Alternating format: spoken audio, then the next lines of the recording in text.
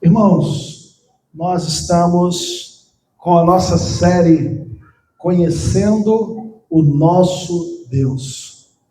Quando pensamos nesta série, é uma breve série, pensamos que este tema poderia provocar algum tipo de surpresa ou até mesmo desconforto, né? Como assim? Se o Deus é nosso, será que nós não conhecemos? Este Deus que é nosso, nós não conhecemos? Temos visto que não, que precisamos olhar para a palavra para conhecer o nosso Deus. Que por vezes nos espantamos quando ouvimos pregações sobre este Deus que dizemos conhecer. E nesta noite, semana passada, nós ouvimos sobre a santidade de Deus. Esta semana vamos ouvir sobre o amor de Deus. Não é por acaso que nós cantamos este amor repetidas vezes nesta noite, porque o nosso objetivo é exatamente este, entender, compreender, conhecer mais do amor do nosso Deus. E para isso, eu gostaria de ler com vocês dois textos. Na realidade, o primeiro é apenas a primeira frase de um texto, 1 João, capítulo 3. Está aí no seu bem-vindo ao culto também. Então, primeiro nós vamos ler o início do primeiro versículo do capítulo 3 e depois nós vamos para o capítulo 4, do versículo 7 ao versículo 21. Então, 1 João 3, 1 diz: Vejam como é grande o amor que o Pai nos concedeu, que fôssemos chamados filhos de Deus, o que de fato somos. Mais uma vez, vejam como é grande o amor que o Pai nos concedeu, de sermos chamados seus filhos, o que de fato somos. E agora nós vamos ler 1 João capítulo 4, do versículo 7 em diante. Amados, continuemos a amar uns aos outros, pois o amor vem de Deus. Quem ama é nascido de Deus e conhece a Deus. Quem não ama não conhece a Deus, porque Deus é amor. Deus mostrou o quanto nos amou ao enviar o seu único Filho ao mundo, para que por meio dele tenhamos vida. É nisto que consiste o amor, não em que tenhamos amado a Deus, mas em que ele nos amou e enviou seu Filho como sacrifício para o perdão de nossos pecados. Amados, visto que Deus tanto nos amou, certamente devemos amar uns aos outros. Ninguém jamais viu a Deus, mas se amamos uns aos outros, Deus permanece em nós e seu amor chega em nós, a expressão plena. Deus nos deu o seu Espírito como prova de que permanecemos nele e ele em nós. Além disso, vimos como próprios olhos e agora testemunhamos que o Pai enviou o seu Filho para ser o Salvador do mundo. Aquele que declara que Jesus é o Filho de Deus, Deus permanece nele e ele em Deus. Sabemos quanto Deus nos ama e confiamos em seu amor. Deus é amor e quem permanece no amor permanece em Deus e Deus nele. À medida que permanecemos em Deus, nosso amor se torna mais perfeito. Assim teremos confiança no dia do julgamento, pois vivemos como Jesus viveu neste mundo. Este amor não tem medo, pois o perfeito amor afasta todo medo. Se temos medo é porque tememos o castigo, e isso mostra que ainda não experimentamos plenamente o amor. Nós amamos porque ele nos amou primeiro. Se alguém afirma, amo a Deus, mas odeia seu irmão, é mentiroso. Pois se não amamos nossos irmãos a quem vemos, como amaremos a Deus a quem não vemos?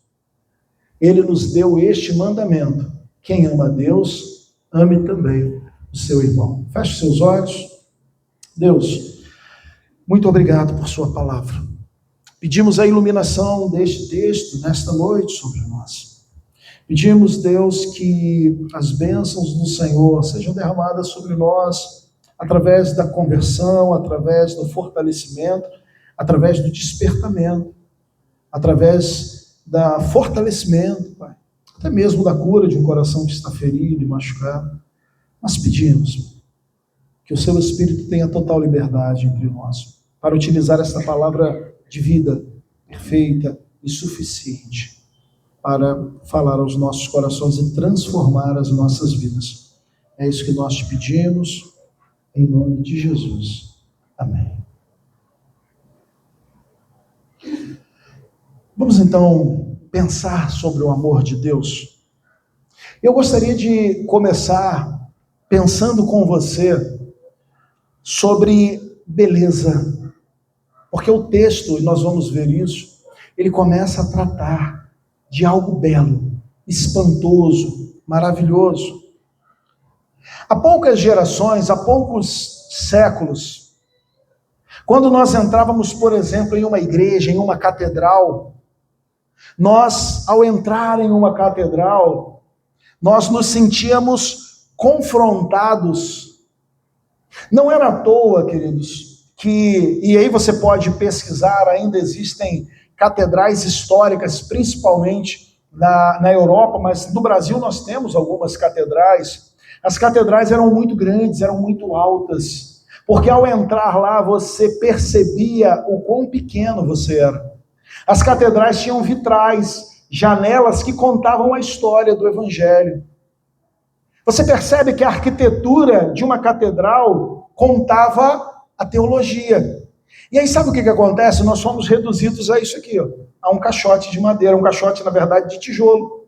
Se nós fôssemos construir uma nova IBBC hoje, nós construiríamos uma capela. Nós construiríamos algo que expressasse a grandeza e a beleza daquilo que nós criamos. Mas o mundo moderno transformou a beleza, muitas vezes, nisso daqui, em um quadrado onde nós nos reunimos. E aí talvez você esteja pensando, pastor, mas o templo não importa. Eu não estou dizendo que ele é santo. Eu estou dizendo que, há séculos atrás, um templo comunicava a grandeza de Deus, a beleza, a nossa pequenez. Ao entrar em um ambiente desse, fora de um culto, você tinha um silêncio, e um silêncio que te confrontava diante da beleza. Então nós percebemos que tudo ali era desenhado para fazer com que nós nos sentíssemos pequenos diante de algo maior. Hoje entramos nos prédios de concreto, janelas de vidro, trocamos catedrais por caixas mais funcionais, praças belíssimas, você pode pesquisar algumas, tem inclusive em São Paulo uma cidade que ela construiu ali, né, uma das praças de Roma, e é belíssimo ali, as pessoas vão para tirar foto, mas as praças foram substituídas por estacionamentos, parques por áreas de lazer bem padronizadas. E o que perdemos não foi só a questão da arquitetura, foi a nossa capacidade de nos espantar, de perceber o belo. Estamos atrofiados, irmãos, para o espanto, para o belo. Essa atrofia chega até a nossa fé, porque não ouvimos mais Deus te ama com espanto. Ouvir Deus te ama centenas de vezes, chegamos a não sentir espanto nenhum. É uma frase como outra qualquer. Tem água, tem comida, Deus te ama. As mesmas coisas, percebe? Como por vezes estamos atrofiados a enxergar a beleza. Eu vou sugerir duas razões, então, nessa introdução, para esta atrofia do espanto ou da beleza. A primeira é que talvez o belo, o espantoso, tenha se tornado comum para nós. E isso acontece não só na esfera da nossa fé. No início, irmãos, tudo é uma festa. Um relacionamento novo, olha a cara de Lucas, só vive sorrindo. Algumas semanas, Lucas só vive sorrindo. Bênção, é assim que deve ser. E isso não pode ser apenas algo do início de um relacionamento, mas no início é assim. Ou então um novo emprego, e estamos motivados. Um novo emprego, caramba, alcançando novas novos ares ou novas responsabilidades. Início de uma faculdade, aí você está motivado, está feliz. Caramba, eu vou começar, eu vou estudar essa matéria, aquela, e a gente olha as matérias que a gente vai estudar e a gente fica animado, quando é que eu vou chegar até aqui ou ali? Mas o tempo passa e o extraordinário se torna rotina. Sabe onde a gente vê isso na Bíblia? A gente vê isso na Bíblia. A gente vê isso na Bíblia em Êxodo capítulo 16. Êxodo 16 é o extraordinário, tá? Quando o maná aparece. O povo está reclamando, dizendo o seguinte: olha, Moisés, no Egito a gente tinha comida na panela. O que a gente vai comer aqui? Moisés vai até Deus, e Deus diz: fala com o povo para ficar tranquilo. O alimento vai cair do céu. E aí, no dia que o alimento cai pela primeira vez, eles dão o nome de maná. Alguém sabe o que significa maná? O que a gente acha que significa maná? Pão. Tem até padaria que o nome é maná. Sabe o que significa maná, irmãos? O que é isso? Eles deram o nome, aquela provisão. O nome foi o espanto deles. Eles ficaram tão espantados no primeiro dia. Quando eles saem das suas cabanas, o espanto é tão grande que eles exclamam e eles dizem: o que é isso? Maná. E aí se torna o nome daquele alimento. Maná. Que maravilha. O povo festeja. Espanto puro. Mas então os anos passam. E aí nós olhamos o mesmo povo. Números capítulo 11, versículos 5 e versículo 6. O povo está chorando. Lembramos, o povo vai dizer, do peixe que nós comíamos no Egito de graça. Você percebe? Eles eram escravos no Egito. Mas eles estão chorando e dizendo: olha, nós nos lembramos dos peixes que nós comíamos no Egito de graça. Mas agora a nossa alma está seca. Em algumas versões, a nossa garganta está seca. Coisa nenhuma há, senão este maná diante dos nossos olhos. O espanto passou, e não só o espanto, mas agora eles dizem o seguinte: cara, não tem mais nada, só tem isso. E aí, sendo bem sincero, estamos em família, certo? Então, sendo bem sincero, quantas vezes você já se sentou num banco desse e já falou assim: cara, mas todo domingo é isso? Mas todo domingo, abertura, canta hino, ora, prega e tal, e dá bênção, e a gente come e a gente vai embora. Mas houve um dia em que você se espantou com isso. Houve um dia em que seus olhos brilhavam.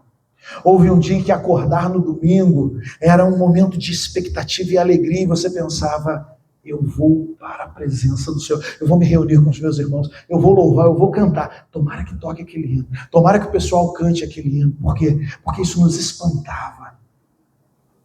E o tempo passou, e aonde está o espanto? Talvez estejamos dizendo: olha, nossa alma está seca, cadê o Espírito? É sempre a mesma coisa, sempre. Eles vão dizer, né, coisa nenhuma há senão esse pão, coisa nenhuma, irmãos. Salmo 78, 25 vai dizer que esse era o pão dos anjos. E eles estão dizendo: olha, isso não nos surpreende, isso não nos espanta, não ficamos maravilhados. Na realidade, a gente está cansado. Aquilo que era espantoso virou coisa nenhuma. Não porque o maná mudou, mas porque o coração dele se acostumou. E quantas vezes fazemos isso com a graça de Deus? Continua caindo sobre nós todos os dias e nos tornamos tão frios, nos tornamos tão endurecidos que nem percebemos mais. O primeiro motivo, então, é o belo que se torna comum, mas o segundo motivo, há coisas demais à nossa volta. Se a primeira razão é que o belo se torna familiar, a segunda é o excesso de estímulos que nós temos, e este excesso afoga o belo. São tantos ruídos que o belo está sendo afogado. Em minutos de rolagem no nosso celular, somos bombardeados com imagens, gatinhos dançando e cantando, crianças fazendo pirraça, pessoas fazendo coisas extraordinárias, vídeos da inteligência artificial trazendo os mortos de volta. Somos bombardeados por tudo isso, semana após semana, dia após dia. Há 200 anos, irmãos, nós hoje temos muito mais informações em nossa mão do que os homens tinham há 200 anos. E o resultado disso é o quê? O resultado é que não ficamos mais impressionados. Na verdade, estamos anestesiados por conta de tanto ruído. Quantos pais estão na tela no exato momento em que seus filhos estão dando os primeiros passos? Perdem. Quantos de nós, diante de um pôr do sol belo, essa semana estávamos vindo do Rio e o sol estava especialmente vermelho. E aí, perto de Itaboraí, ele ficou no horizonte lindo, e aí ele pôde ser contemplado por alguns segundos, para não bater no carro da frente, mas ele estava ali imponente. Mas quantas vezes diante de um pôr do sol desse, ao invés de contemplar e se alegrar, você pega o seu celular para tirar uma foto. E a foto fica ridícula, Porque você não tem no seu celular a qualidade. E você deveria apenas contemplar e dizer, Deus, lindo demais. Quantas vezes, irmãos, transformamos até a beleza em conteúdo para consumo. Transformamos, não para o momento de ser contemplado, de ser habitado, mas para consumo. Se é tão fácil se espantar com um filho dando os primeiros passos, ou se é tão difícil, diante de tanto ruído, se espantar com o filho dando os primeiros passos a um pôr do sol, quanto mais diante de uma verdade que nós ouvimos mais de 1000 vezes, Deus nos ama. E é contra esta atrofia que João vai escrever. Ele não traz uma informação nova, mas sabe que a verdade mais repetida corre o risco de ser a menos sentida. Por isso, não começa com o capítulo 3 explicando, ele começa no capítulo 3 dando uma ordem, e essa ordem é: vejam quão grande amor. É interessante que ver para a gente é o quê? É olhar. Veja.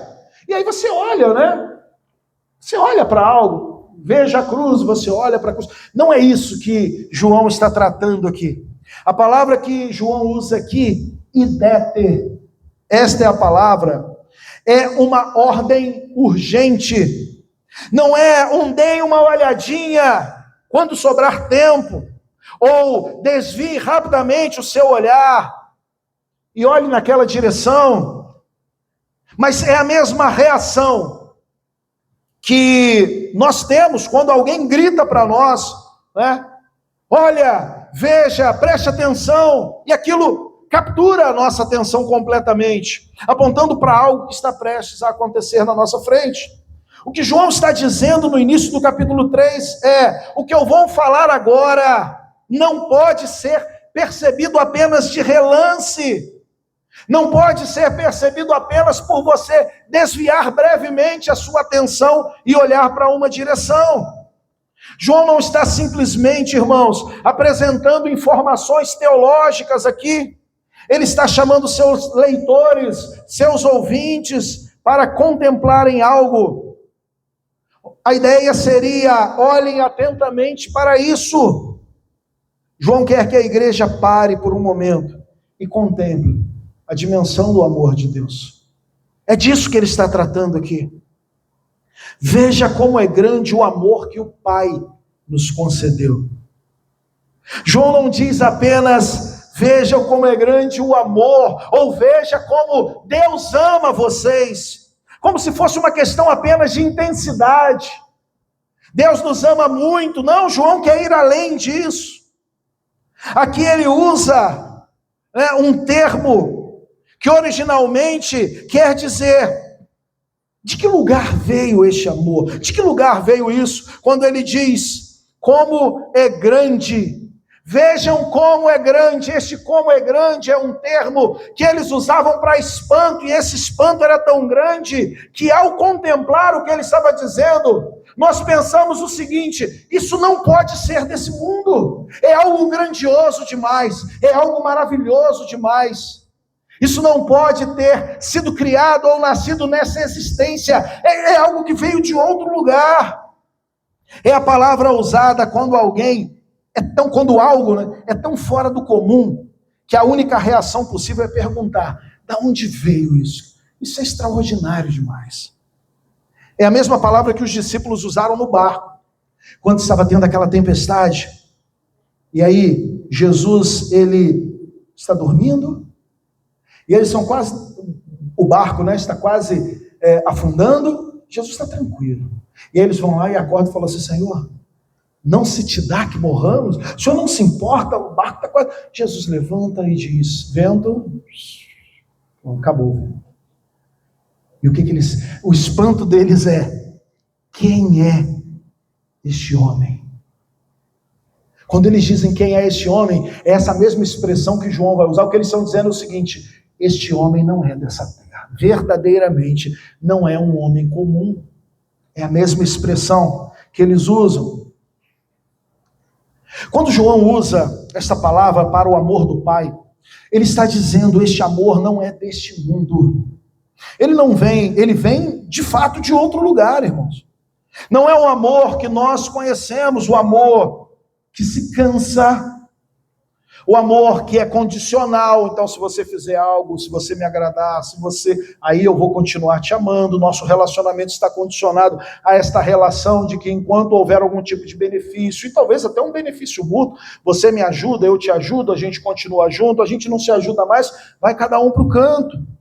João está dizendo: não é esse tipo de amor que se cansa, não é esse tipo de amor condicional, que cobra retorno. É um amor de origem estranha aos nossos olhos, ao nosso coração caído, ao nosso mundo marcado pelo pecado. Que amor extraordinário é esse que Deus demonstrou por nós? É um amor que ultrapassa aquilo que seria naturalmente esperado por nós. E aqui encontramos uma das grandes verdades sobre este amor. Deus não nos amou porque havia algo em nós que o obrigasse a nos amar, ou até mesmo algo que fizesse ele desejar nos amar. Era exatamente o contrário, né? Nós não somos amáveis, nós somos pecadores, mas ainda assim Deus nos ama. E é isso que João quer trazer para nós, esse espanto. Que amor é esse? Não é um amor desse mundo, não é um amor comum, não é um amor que espera algo em troca, não é um amor que espera recompensa. O amor de Deus é livre, é gracioso, não é o resultado do mérito humano, é graça. Um outro detalhe é que João não escreve o amor de Deus de uma forma genérica, mas ele vai dizer que é o amor do Pai. Deus não nos ama à distância. Ele se relaciona conosco como Pai. E o propósito declarado deste amor é para que fôssemos chamados filhos de Deus. Você percebe a beleza deste versículo, onde João está dizendo: vejam, parem, olhem, se espantem, porque existe um amor que não é o amor deste mundo. É um amor que não nos ama porque somos amáveis ou porque temos alguma coisa a oferecer a Ele. Ele nos ama porque é gracioso e livre, porque é soberano e é amor. E Ele nos ama não de uma forma genérica, mas nos ama como um Pai. E o objetivo de nos amar como Pai é nos fazer seus filhos. É que fôssemos feitos filhos dEle. Este é o amor espantoso que está diante de nós. Deus não nos ama à distância, Ele se relaciona como um Pai.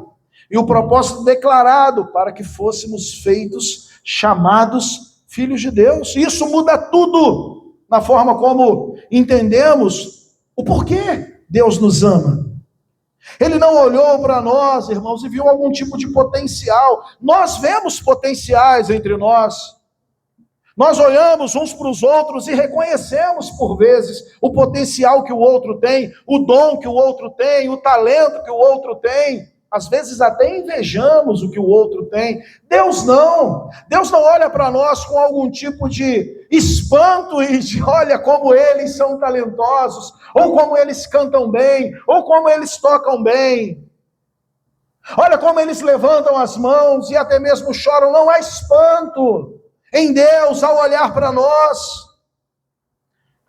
Não somos essas pessoas, porque Deus está em outra categoria. De fato, Ele não é deste mundo. Ele não olha para nós buscando talentos, boa conduta, exatamente para justificar a sua escolha de nos amar. Ele olhou para mim e para você. Ele olha para nós e Ele olha para nós exatamente neste momento como nós realmente somos. Olha como é que você está bonito aqui. Você tomou banho, você botou um perfume, você botou uma roupa legal, você se senta aqui com postura, você está me olhando aqui, e eu olhando para você, percebo que você está atento. Que legal. Eu estou olhando para vocês e eu olho, poxa, que pessoas maravilhosas. Mas Deus está nos olhando neste momento. Ele está olhando exatamente os nossos corações. Ele está olhando exatamente os nossos pensamentos. Ele está exatamente nos olhando como nós somos. Não essa capa bonita. Como é que está o seu coração? Talvez você esteja sorrindo. Talvez na hora do cumprimento você sorriu, mas o seu coração está destruído. Deus está olhando ele exatamente do jeito que ele está neste momento. Talvez você esteja preocupado, talvez você fez um exame essa semana, talvez você esteja preocupado com o trabalho, está achando que vai ser mandado embora, e está aqui, simulando sorrisos, estar bem, mas não está. Talvez você esteja em pecado. Talvez você pecou hoje antes de vir para o culto, e aí botou a roupa, trocou, pegou a Bíblia, botou debaixo do braço e veio para cá com a cara mais deslavada. Entende? O fato é, Deus está olhando para você, e Ele está enxergando exatamente como você é, e não como você quer parecer, e não como eu quero parecer para você, ou vocês para mim. E qual a grande beleza, qual o grande espanto? É que mesmo sendo essas pessoas que por vezes caem e pecam, que por vezes entristecidas querem que os outros achem que está feliz, ou preocupadas querem que os outros não enxerguem essa preocupação, estamos sempre tentando esconder os nossos sentimentos, não queremos nos abrir, porque achamos que as pessoas vão nos julgar, ou talvez não estenderão a mão para nós, ou vão se afastar de nós. Deus continua lá, Ele continua nos amando, como um pai Ele continua nos atraindo, continua perdoando os nossos pecados, continua curando as nossas feridas, continua enxugando as nossas lágrimas, continua costurando, os nossos cortes, continua colocando o bálsamo do seu Espírito Santo sobre as nossas vidas. Deus continua nos amando, mesmo nós sendo, sendo desse jeito, irmãos. Isso daí é humilhante, mas também é gracioso. Ao mesmo tempo nos humilha, porque nós não conseguimos esconder de Deus quem nós somos, escondemos uns dos outros. Mas não escondemos de Deus, Deus está nos olhando e vendo exatamente como nós somos. Isso nos humilha pela nossa inabilidade de nos esconder dele. Adão tentou e não conseguiu, continuamos tentando. Mas isso também nos espanta. Porque aí eu pergunto, como um Deus tão maravilhoso pode amar alguém como eu? E a gente cantou isso hoje, né? Logo eu. Como este amor pode ser derramado sobre alguém como eu? Percebe o espanto? Percebe agora o que João está dizendo? Vejam como é grande o amor. Vejam. Um amor que nasce do merecimento termina quando deixamos de merecer. Mas Deus nos ama não porque merecemos, mas porque Ele decidiu nos amar. Mesmo nós não sendo merecedores. E um amor assim, que nasce de uma decisão de Deus, é estável e é espantoso, é maravilhoso, é grande. E diante dele só podemos nos humilhar. Mas talvez uma pergunta importante deva ser feita. Diante deste amor, mesmo agora, nesse momento, em que este amor está sendo exposto, por que nós não nos espantamos? Se este amor é tão espantoso, pastor, por que vivemos tão indiferentes a ele? E a resposta está lá atrás, irmãos. A resposta para essa pergunta está no jardim. É lá no jardim que nós encontramos o motivo pelo qual não nos espantamos. Quando a serpente estava conversando com Eva, quando elas conversavam e a serpente então desvia o olhar de Eva e coloca o olhar de Eva naquele fruto proibido, a serpente promete à mulher que comendo daquele fruto, os olhos dela iriam se abrir e ela seria igual a Deus. Olha a promessa: os seus olhos vão se abrir e você vai ser igual a Deus. E de fato os olhos se abriram, mas os olhos se abriram para enxergar a própria vergonha, os olhos se abriram para enxergar a própria nudez, os olhos se abriram para enxergar o próprio medo. Foi a primeira atitude, se afastar e tentar se esconder. Os olhos se abriram para enxergar a própria miséria. Por isso eles se esconderam e fugiram. Você percebe que até aquele momento eles contemplavam Deus, eles se relacionavam com Deus. Mas naquela promessa da serpente, coma, os olhos vão se abrir, se abriram para a nossa miséria, mas agora se fecharam, para nós enxergarmos esse amor, contemplarmos esse amor, nos maravilharmos com esse amor. A queda não tirou de nós a capacidade de nos maravilhar, mas ela cegou os nossos olhos para o único que merece maravilhamento, espanto, o único que diante dele deveríamos nos espantar. Passamos a nos maravilhar com o fruto, passamos a nos maravilhar com aquilo que não nos traz salvação. Bom para se comer e agradável aos olhos, desejável era o fruto, e Eva começou a se maravilhar com o fruto, mas perdemos de vista o doador, perdemos de vista Deus. Isso explica porque a incredulidade não é um problema intelectual. Você vai pregar o evangelho para alguém durante 1 ano, 2, 10, você vai explicar da forma mais simples possível, e ainda assim, aquela pessoa vai olhar nos seus olhos e falar: eu não quero. Por quê? Porque a cegueira, porque a incredulidade não é um problema intelectual, é um problema de cegueira espiritual. Ninguém precisa de mais uma prova lógica de que Deus nos ama. Precisamos que os nossos olhos sejam abertos. Precisamos que a obra regeneradora do Espírito Santo nos alcance. E é por isso que João pode mandar que vejamos.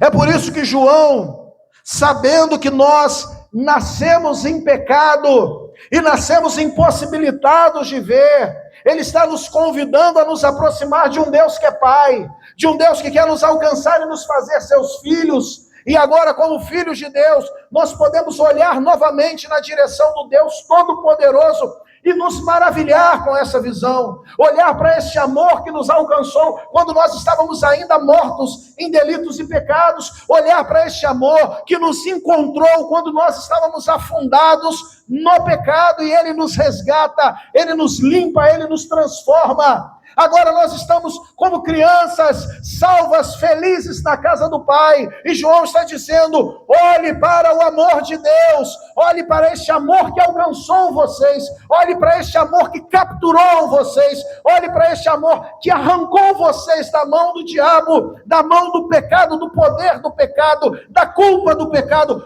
Olhe para este amor e fiquem maravilhados com este amor. Sintam-se espantados com este amor, porque este amor de outro mundo adentrou neste mundo para alcançar homens que estavam perdidos, para alcançar mulheres que estavam perdidos. É disso que João está tratando, irmãos. Glórias a Deus.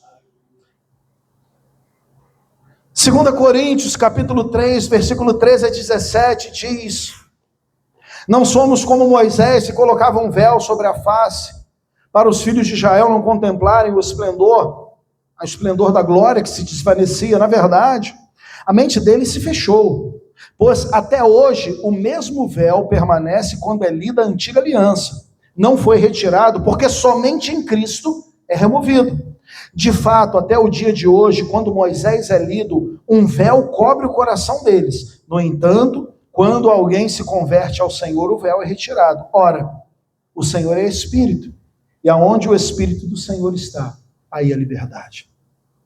Sabe por que você não consegue contemplar essa glória?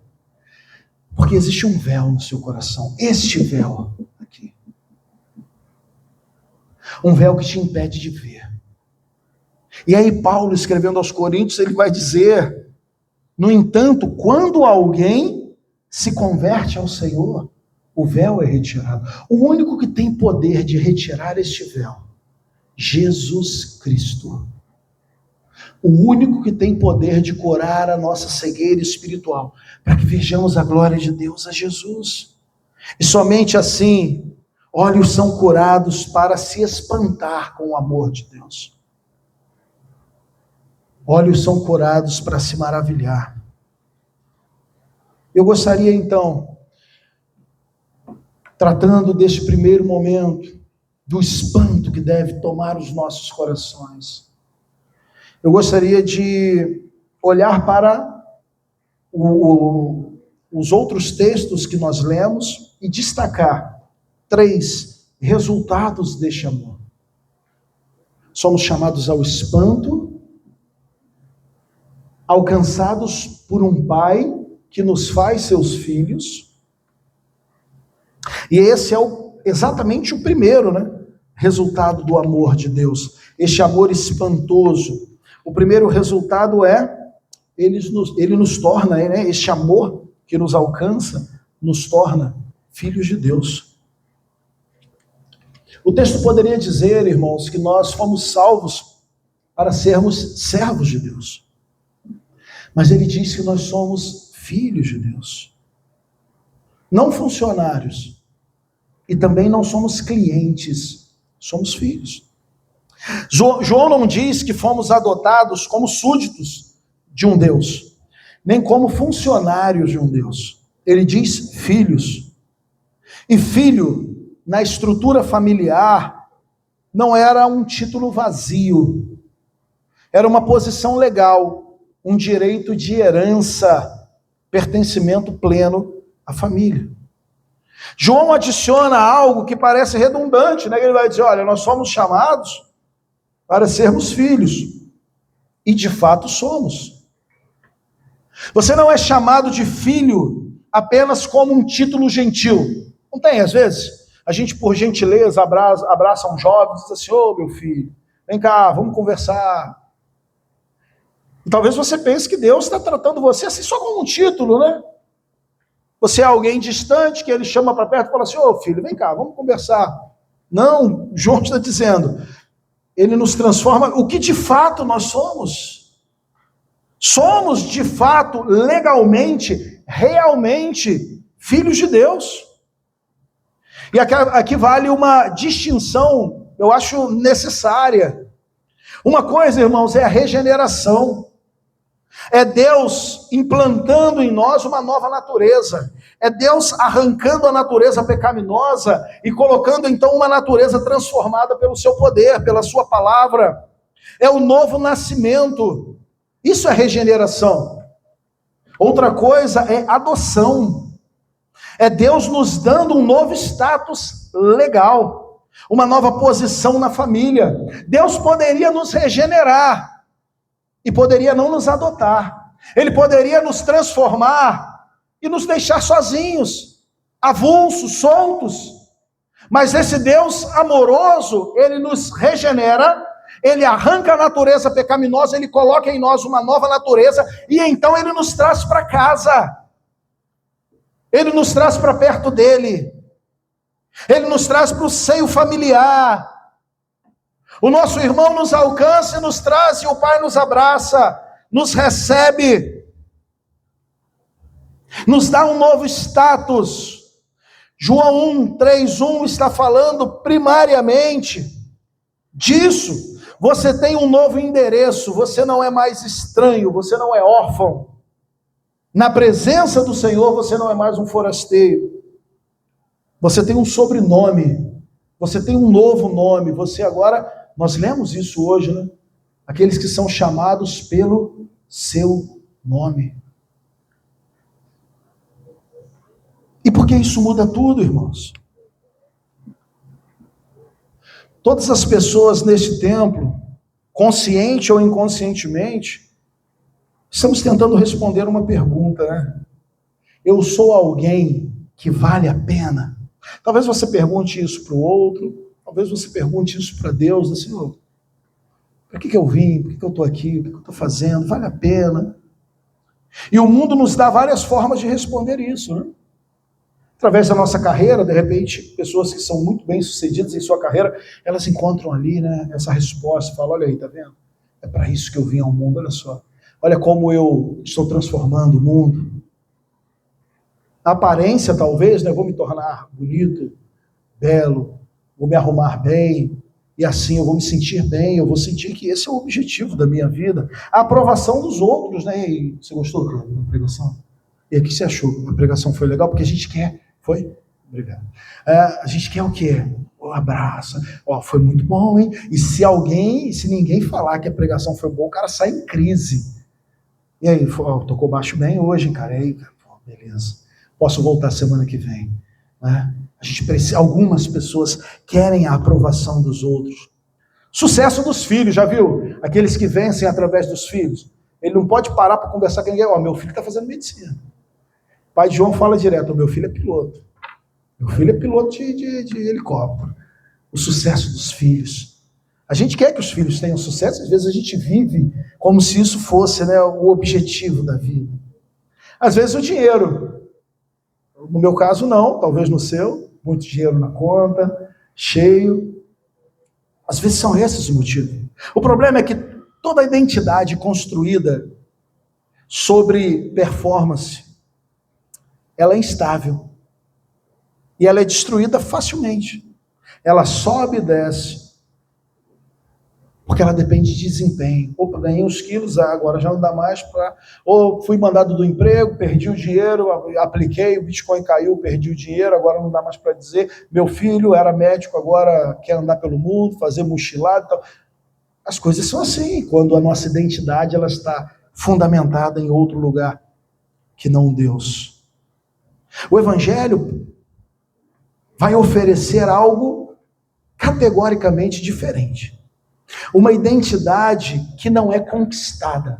Percebe a diferença? A identidade conquistada é perdida com muita facilidade. O que o Evangelho oferece? Uma identidade que não é conquistada. E por isso não pode ser perdida. Você não conquistou a sua posição de filho de Deus. Se você tivesse conquistado, você já teria perdido. Não tenho dúvida disso.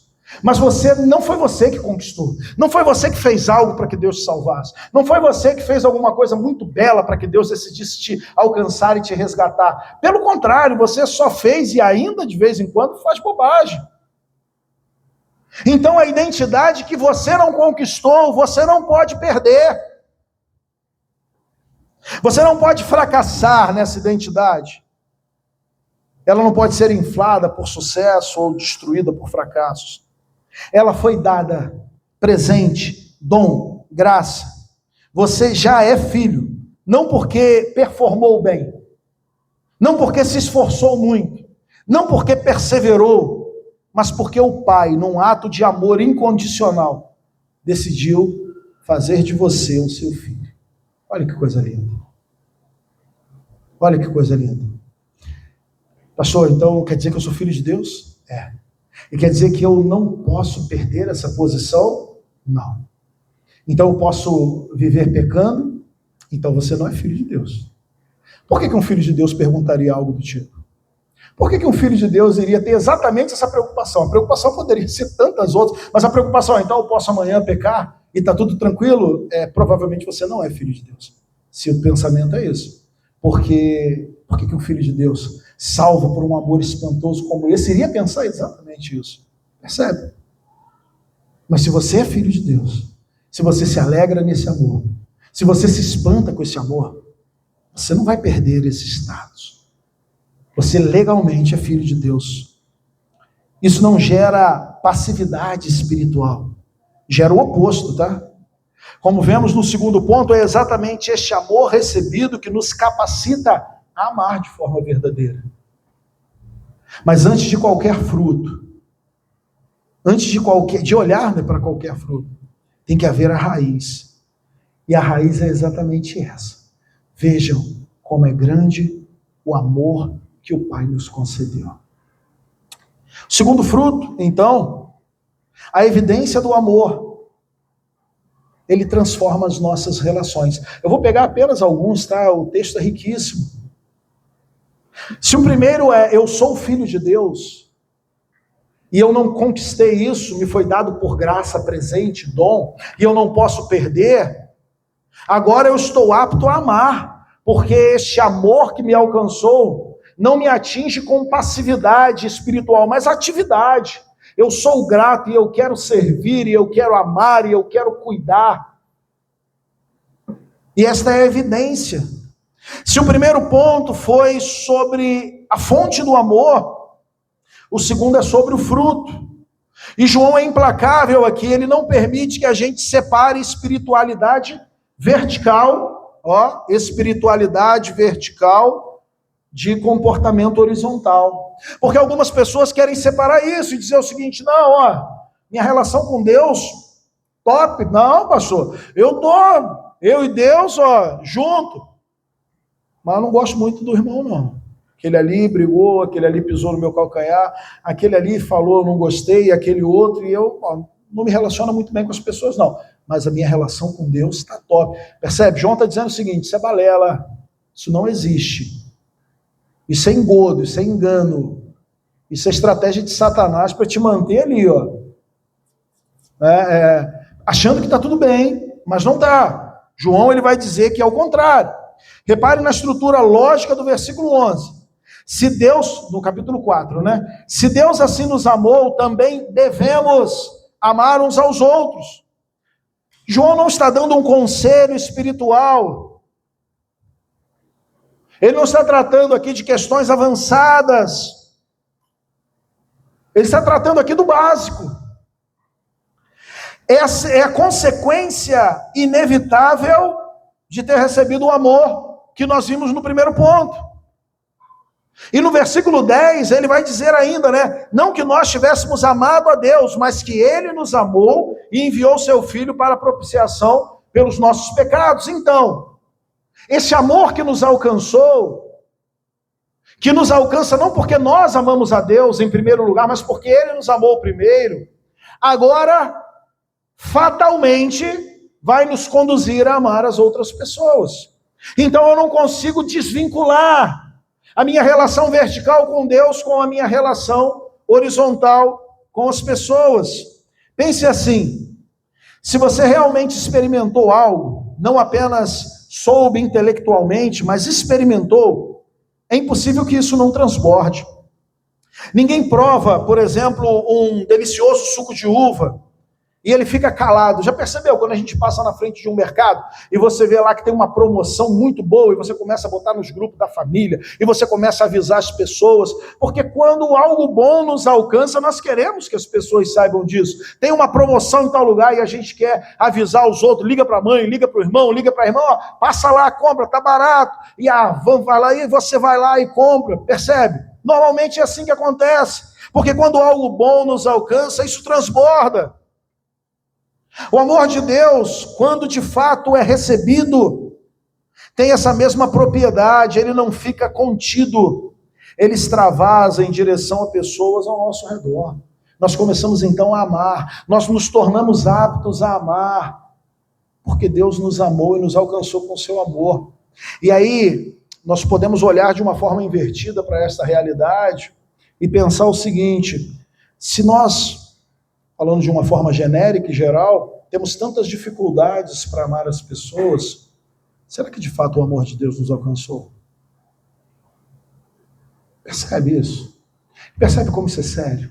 E percebe como isso é preocupante?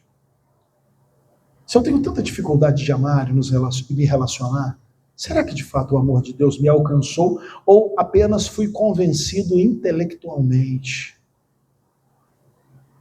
Ou apenas entendi, amor de Deus, não, maravilhoso. Vou até arregalar o olho para dizer que eu estou me espantando aqui, mas de fato não foi alcançado. E é muito possível que isso aconteça, por isso que é tão preocupante. O fato de estarmos sentados aqui todas as semanas, sem que esse amor de fato tenha nos alcançado, e frutificado em um amor em comunidade, talvez mostre que nós não fomos alcançados. João vai fazer um teste extremamente desconfortável aqui na carta. É aqui que João faz uma das afirmações mais diretas, e talvez não só da sua carta, mas do Novo Testamento. Se alguém disser, eu amo a Deus, e odiar o seu irmão, é mentiroso.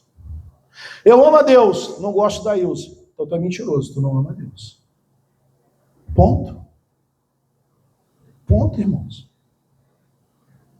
Percebe? É maravilhoso o amor de Deus. Você percebe as implicações desse amor. E você percebe quão sérias são essas implicações.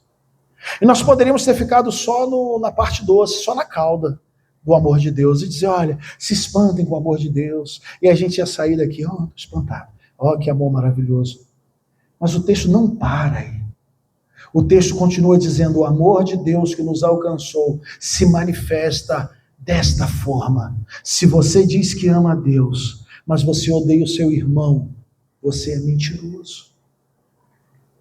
E aí em outro lugar da Bíblia vai dizer que os mentirosos não herdarão o reino dos céus. Toma cuidado, irmão. Toma cuidado, irmã. João, ele traz essa realidade desconfortável. João não deixa espaço aqui para uma espiritualidade privada. Aquela ideia tão comum hoje, A minha relação com Deus é assunto meu. Pastor, isso aí é problema, meu irmão, não veio no culto, não está vindo, não está participando, o que está acontecendo? Não te vejo aqui nos nossos eventos, não estou te vendo em comunhão, pastor. Minha vida com Deus é problema meu. Você percebe que esse texto ele está lançando por terra, destruindo qualquer ideia de uma espiritualidade privada, de uma espiritualidade solitária. Enquanto relações reais, visíveis, com pessoas de carne e osso, permanecem quebradas, cheias de rancor, distância e recusa em se relacionar e perdoar, isso aponta para uma ausência do amor de Deus nas nossas vidas. Percebe o teste que João faz aqui? Quer saber se o amor de Deus está na sua vida? Começa a olhar para as suas relações. Começa a olhar como você se relaciona com seus irmãos. Começa a olhar para, de fato, você tem prazer em estar se relacionando. Porque isso pode ser um indício que alguma coisa está errada. Tim Keller, pastor, costumava dizer que a prova mais confiável da graça de Deus operando em uma vida não é a intensidade da experiência religiosa de alguém, mas a qualidade das suas relações mais próximas. Percebe o que Tim Keller está dizendo? Na prática, sabe o que ele está dizendo? A sua espiritualidade, ou melhor, né, a prova confiável da graça e do amor de Deus na sua vida não é como você se porta aqui no domingo, levantando a mão, chorando, se ajoelhando, abraçando o irmão que está aqui do seu lado, que você costuma sentar do lado dele. Ele está dizendo, essa não é a evidência da graça e da misericórdia, do amor de Deus na sua vida, mas a qualidade das relações próximas. Como você trata o seu cônjuge, como você trata o seu filho, como você trata os irmãos da sua comunidade, como você trata as pessoas do seu trabalho, se você é capaz de pedir perdão, reconhecer o seu erro. Essa é a prova. João argumenta que é logicamente mais fácil amar a Deus, que a gente nunca viu, do que amar. E por que é fácil amar a Deus, tá? Por que João vai dizer que é mais fácil, né? Olha, você pode dizer que ama a Deus, porque Deus é perfeito. Os atributos dele são perfeitos. Deus não vai nos ferir ou nos magoar. Deus não vai nos decepcionar. Ele é perfeito. Mas então, ele diz, é muito mais fácil amar a esse Deus perfeito do que amar o irmão que é imperfeito. Daquele irmão que é irritante. Daquele tiozão das piadas sem graça. Daquele cara que está sempre olhando para o seu defeito para poder apontar. É muito difícil amar esse. Mas se você falha em amar essas pessoas, consequentemente você não está, de fato, amando a Deus. Mas, por não transformarmos isso, e para nós não transformarmos isso em moralismo, porque eu estou falando aqui, talvez você esteja no seu coraçãozinho moralista dizendo assim, então tudo bem, agora eu preciso, essa é aqui, preciso agora abraçar todo mundo, vou chamar alguém para poder ir lá em casa tomar um café, e assim eu vou estar... A gente tende a moralizar e tornar as coisas muito pragmáticas. Então, para que a gente não moralize isso, repare a ordem do versículo 19, né? Nós amamos porque ele nos amou primeiro. João não está dizendo, ame mais, para que Deus te ame mais. Chame alguém para tomar café na tua casa, aí Deus vai te amar mais. Abrace todo mundo da igreja, aí Deus vai te amar. Não é isso que ele está falando. Isso seria exatamente lógica religiosa, que o evangelho vem destruir. A ideia de que o amor de Deus é um prêmio que se ganha, né, por bom comportamento, está sendo destruído aqui. João está dizendo o oposto. Porque você já foi amado totalmente, incondicionalmente, sem mérito, agora você tem tanto a capacidade quanto o combustível para amar. Você agora se torna capaz de amar e tem a motivação para o amor de Deus. Deixe-me tornar isso mais concreto. Talvez exista nesse momento alguém na sua vida, um familiar, um irmão na fé, um colega de trabalho, da escola, da faculdade, com quem você guarda uma distância intencional, você não quer se aproximar daquela pessoa. Talvez ela tenha te feito alguma coisa, você tenha se aborrecido com ela, e aí você falou, eu vou manter distância, não quero me aproximar. Você tem suas razões, e talvez até sejam razões justas, mas João coloca uma pergunta desconfortável diante de nós. Essa distância é compatível com alguém que viu e recebeu o amor de Deus que está no versículo 1? Essa é a questão. Manter essa distância é válido para alguém que recebeu esse amor espantoso, que não é focado no mérito, né, que não é ganho pelo mérito, nem pela performance. Note que a resposta de João não é se esforce mais para amar essas pessoas. Muitas vezes tentamos consertar relações quebradas com mais força de vontade. Isso não funciona, irmãos. Porque a raiz do problema não é a falta de esforço moral. É um coração que ainda não bebeu de uma forma suficiente do amor do Pai. Ele precisa ser encharcado do amor do Pai. Você não consegue dar o que você não recebeu. A solução não é tente mais. A solução é volte para a fonte. A solução é mergulhe no amor do Pai. Volte ao versículo 1, a solução é essa, volte ao versículo 1, se maravilhe, se espante com o amor de Deus, deixe que o amor de Deus encha você de novo e observe o que acontece com as suas relações. E, em último lugar, o terceiro motivo deste amor ter nos alcançado, a segurança do amor.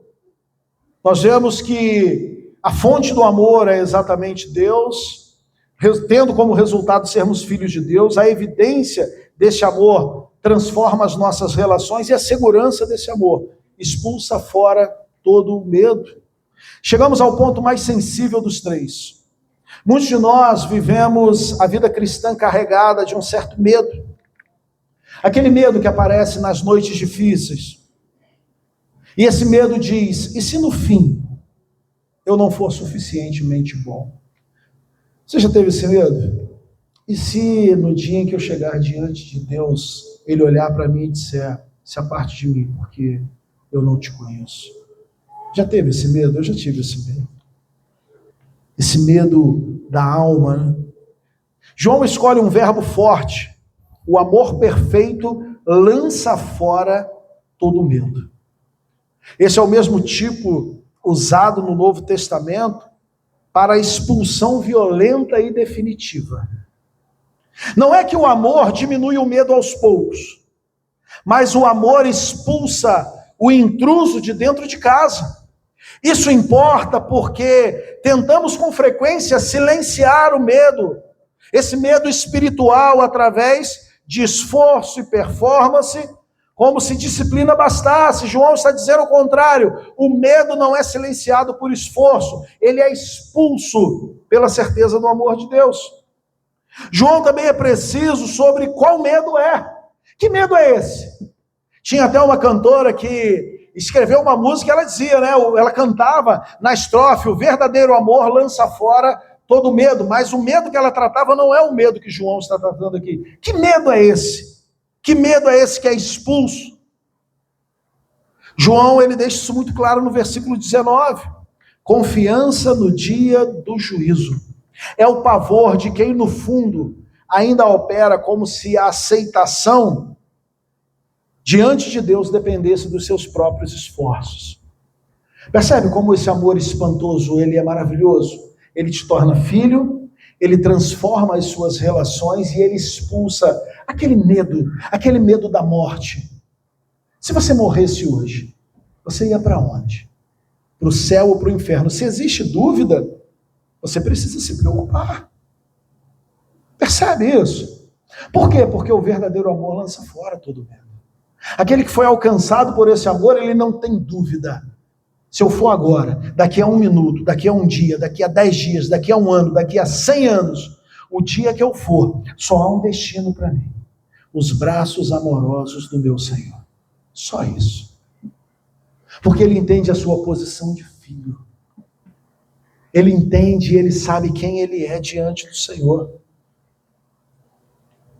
A base firme dessa segurança está no versículo 10. A base firme deste amor que lança fora todo medo. Como é que eu vejo esse amor? Pastor, esse amor é maravilhoso, realmente ele é espantoso, mas como que esse amor ele se torna muito visível para nós? Versículo 10. Deus enviou o Filho como propiciação pelos nossos pecados. A ira justa de Deus contra o pecado não foi ignorada, mas plenamente paga na cruz. Você não teme mais o juízo, porque o julgamento que merecia já caiu sobre Jesus.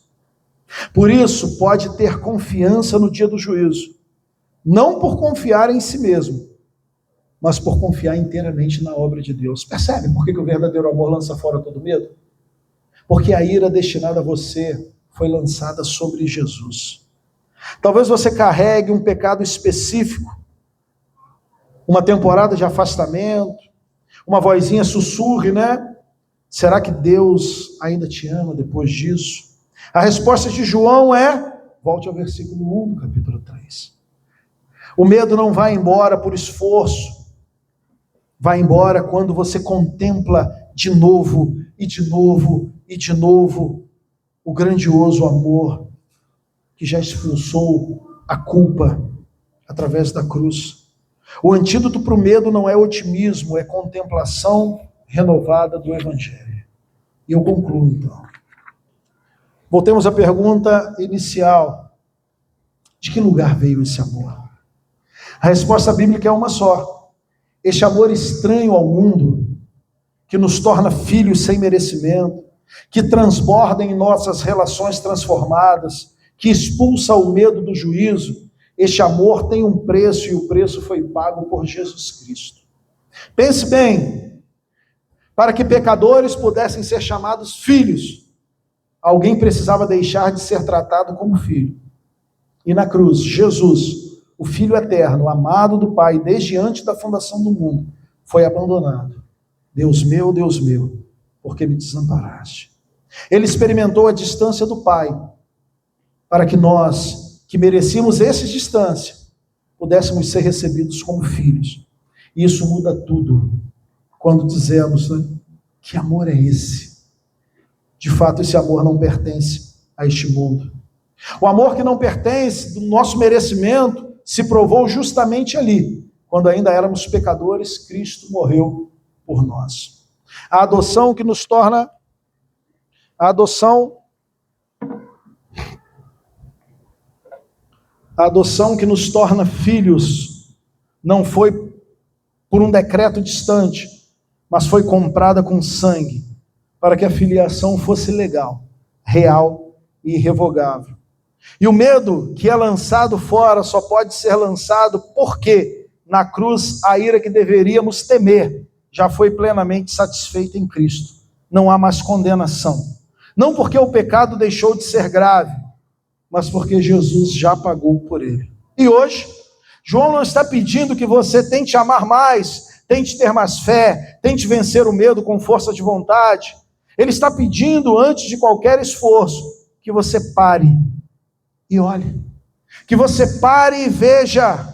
Olhe para a cruz, veja ali a origem deste amor, um amor que é de outro mundo. E deixe que o espanto diante desta visão seja o que produz em você o amor pelo irmão, a coragem diante do juízo e o descanso de quem sabe, com certeza, que é filho. João nos chama então. Vejam como é grande o amor do Pai por nós, pois ele nos chama de filho, o que de fato nós somos. Feche seus olhos. Pai, muito obrigado por esta noite, obrigado por sua palavra, obrigado, Pai, pelo verbo diante de nós, que a sua graça e a sua misericórdia possa ser derramada sobre nossas vidas e que as bênçãos do Senhor estejam sobre a sua igreja, transformando-nos, Pai, a estatura do varão perfeito. É isso que nós pedimos em nome de Jesus. Amém.